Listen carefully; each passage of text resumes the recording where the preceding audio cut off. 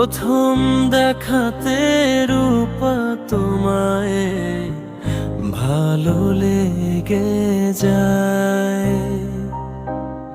মনে হয়েছিল তুমি শুধু আমারই হয়। হাসির মাঝে লুকিয়েছিল মায়া আলো, রূপা স্বপ্নগুলো তখন ছিল কতই না ভালো। পরে যে জানা যায়